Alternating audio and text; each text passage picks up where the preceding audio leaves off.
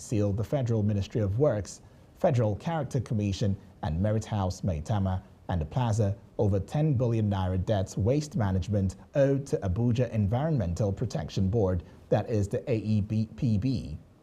The board said it provided waste management and other environmental obligations to their service providers and they refused to pay. Still in the news, the Chinese government embassy has denied backing the 2023 presidential ambition of Rotimi Amaechi, the Minister of Transportation. Through its embassy in Abuja, the government described reports claiming it backed Amaechi's presidential ambition as fake news. Some reports had it that the Chinese government was backing Amaechi's ambition, and reacting to the reports, the embassy appealed to Nigerians to discard fabricated reports.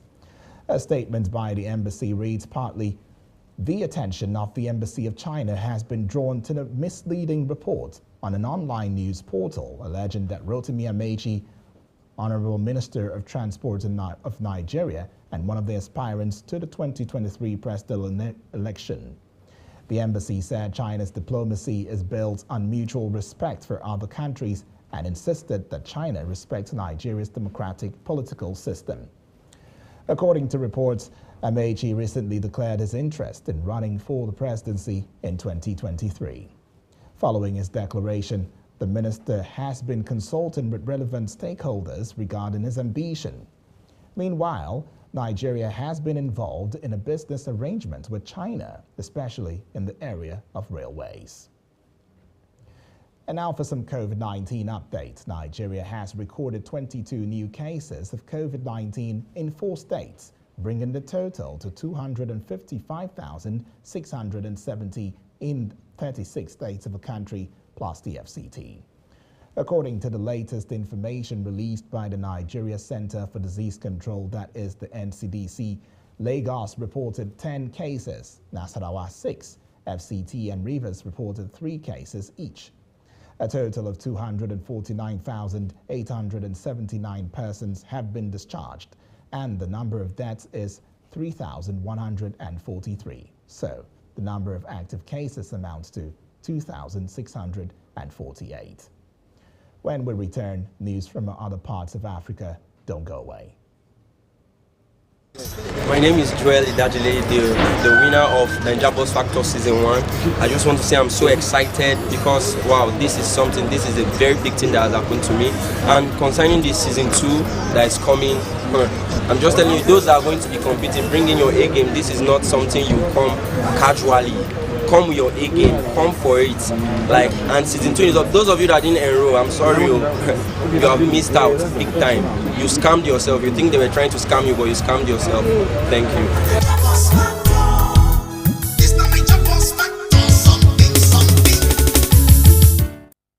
You're watching Africa Today. You're watching The World Now at 4 on Hills TV. We're glad to have you back. Ivory Coast President Alassane Ouattara has named Temiako Meiliet Kone, governor of the West African Central Bank, as his vice president in a possible clue to his succession plans. The 80-year-old leader made the announcement during an address to Parliament days after Prime Minister Patrick Achi and his government resigned Kone's appointment as vice president, a position that has been vacant since 2020, might suggest that Ouattara has him in mind as a potential successor. The president's previously hand-picked successor, former Prime Minister Amadou Gon Coulibaly, died suddenly in July 2020. Rather than choosing someone else, Ouattara ran for election again and won a third time in November that year. Ouattara told Parliament that Kone had been a dedicated leader of the West African Regional Central Bank, that is the BCEAO, which issues and manages the CFA franc currency used by 8 countries. To the Central African Republic, let's have you know that the Central African Republic Special Criminal Court is due to hear its first trial on Tuesday, 7 years after it was formed. The hybrid court, staffed by both international and Central African judges and prosecutors, was set up to investigate war crimes and crimes against humanity committed in the past 2 decades. The court in Bangui has been praised by some as a model of justice in a country blighted by decades of civil war. The defendants in Tuesday's trial are members of the 3R, one of the most powerful armed groups in the country. They are accused of massacring dozens of people in the northwest of the country. Meanwhile, the president of the ICC, Piotr Ofmansky, has tweeted a solidarity and support for the Special Criminal Court. We now move to other parts of the world after this break. Don't go away.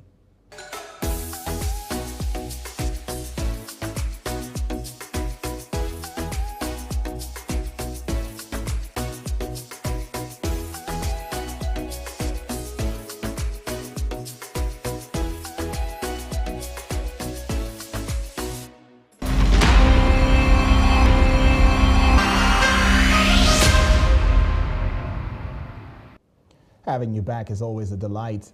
In the news, opposition parties have said they could seek a vote on referring Johnson to a parliamentary committee to probe whether he deliberately misled lawmakers when he said that all rules were followed in Downing Street.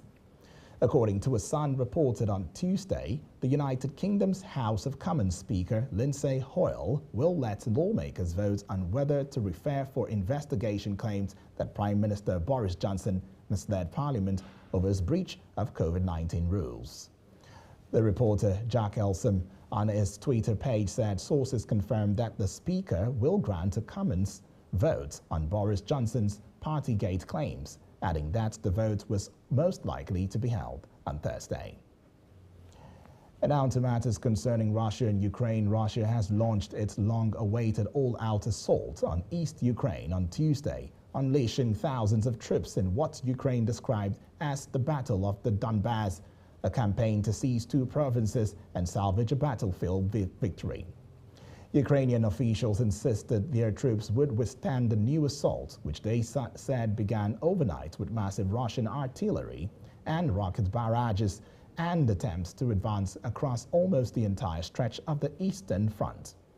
In the first reported success of Russia's new assault, Ukraine said the Russians had seized Kreminna, a frontline town of 18,000 people in Luhansk, one of the two Donbas provinces. And now moving away from that story, Yemen's Houthi rebels have agreed to rid their ranks of child soldiers who have fought by the thousands during the country's 7 years of civil war, the United Nations has said. The Houthis signed what the UN described on Monday as an action plan to end and prevent recruiting or using children in armed conflict, killing or maiming children, and attacking schools and hospitals. UN spokesman Stefan Dujarric said the rebels committed to identifying children in their ranks and releasing them within 6 months. One of the Houthis' top diplomats, Abdul Iflu Hajjar, signed the agreement.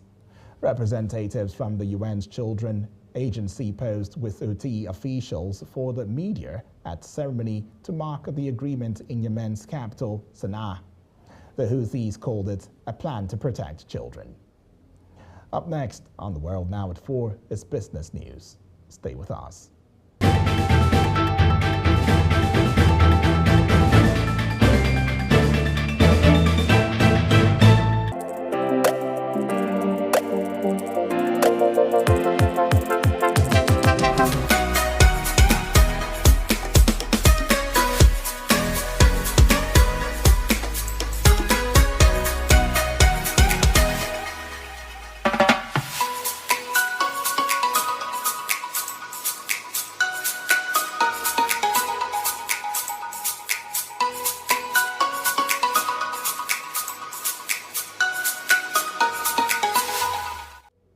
Welcome back to Business News on The World Now at 4, Hills TV. The African Private Equity and Venture Capital Association, that is the AVCA, has released data on Tuesday claiming that African startups attracted a record $5.2 billion in venture capital last year, bouncing back from a pandemic-induced dip in 2020 with a nearly five-fold increase in investments. The success of companies in countries like Nigeria's fintech companies were valued at over $3 billion. Preceding 7 years combined has fueled international interest in up-and-coming businesses on the continent. Much of the investor focus has been on fintech startups seeking to meet the needs of the continent's largely unbacked population. And someone accounted for 60% of the investment by value and nearly a third of deals by volume. Matters concerning the IMF has it that IMF has on Tuesday cut its global growth projections for 2022 and 2023, saying the economic hit from Russia's unprovoked invasion of Ukraine will propagate far and wide. The Washington-based institution is now projecting a 3.6% GDP rate for the global economy this year and for 2023. This represents a 0.8 and 0.2 percentage point drop, respectively, from its forecast published in January. The World Bank also cut its global growth expectations on Monday, now estimating a growth rate for 2022 of 3.2%, down from 4.1%. The IMF said these penalties will have a severe impact on the Russian economy, which estimated that the country's GDP will fall by 8.5% this year and by 2.3% in 2023. However, the fund has forecast in an even bleaker assessment for the Ukrainian economy. This time to Sri Lanka. Sri Lanka says it has requested emergency financial help from the International Monetary Fund, that is the IMF, as bailout talks got underway on Monday. At a meeting, the IMF commended on the steps already taken by Ali Sabri to mitigate the financial situation in Sri Lanka, the country's finance ministry said in a statement. Meanwhile, a leading rating agency warns Sri Lanka will see a series of defaults on its foreign debt after officials said it would halt payments. It comes as Moody's downgraded its assessment of bonds sold by Sri Lanka. Sri Lankan officials led by Finance Minister Ali Sabri are in Washington this week for talks with the IMF as the South Asian nation faces its worst economic crisis in more than 70 years. Last week, the Sri Lankan government said it would temporarily default on $35.5 billion US dollars, which is 27.3 billion euros in foreign debt, as the pandemic and the war in Ukraine made it impossible to make payments to overseas creditors. On Monday, Sri Lanka's finance ministry confirmed that it would miss 78 million US dollars in interest rate payments on international sovereign bonds. A spokesperson told newsmen this was in line with the government's policy decision to pause foreign payouts. Still to come on The World Now at 4 is sports. Stay with us.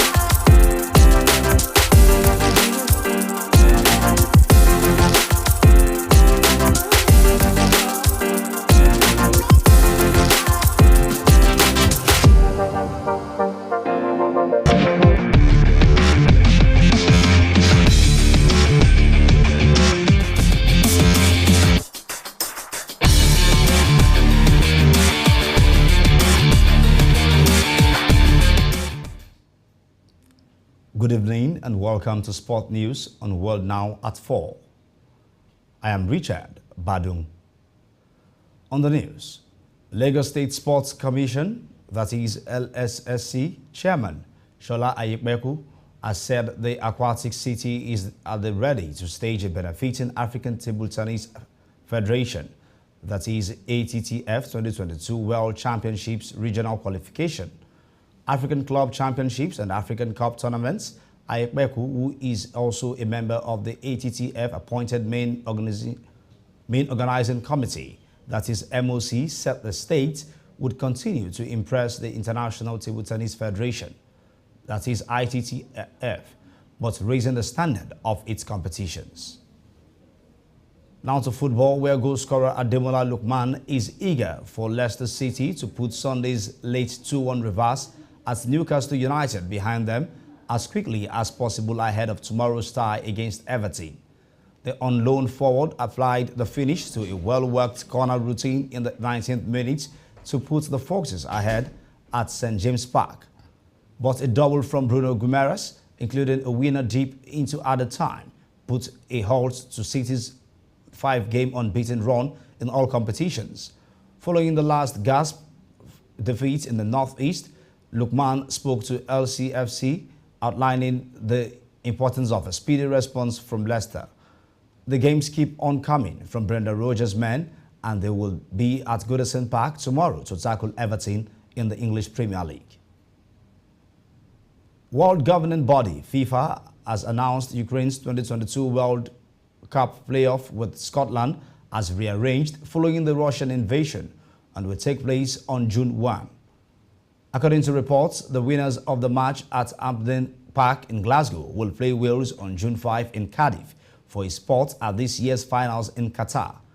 FIFA had postponed the original match date of March 24 at the request of Ukraine with the support of Wales, Scotland and Austria, who the Welsh eventually beat in their playoff.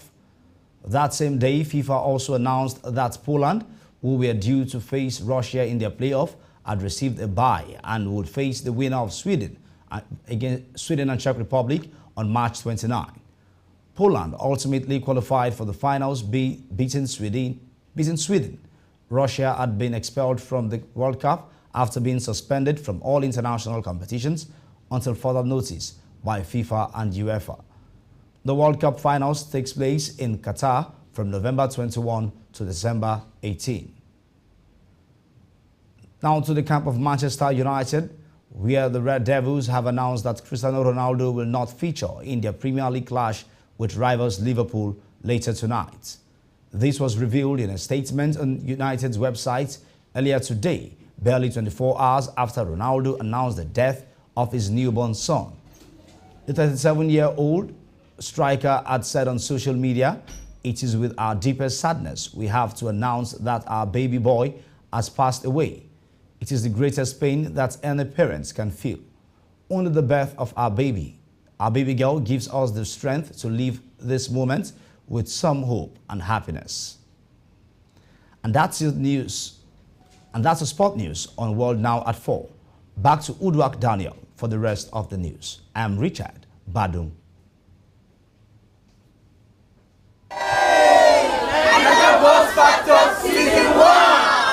It happened last year when we had 7 finalists vying for the grand prize, M Grand 7 2021 model worth 11.5 million naira. For the winner, season 1, Niger Boss Factor, John Ibachole! This year, it is even bigger and better. My name is Joel Idajile, the winner of Niger Boss Factor Season 1. Those of you that didn't enroll, I'm sorry, you have missed out big time. You scammed yourself. You think they were trying to scam you. Register for the Niger Boss Factor Season 2 with the sum of 5,500 naira payable to GT Bank account number 0561 094 161. Send payment proof to WhatsApp portal number 0901 625 2525. Go to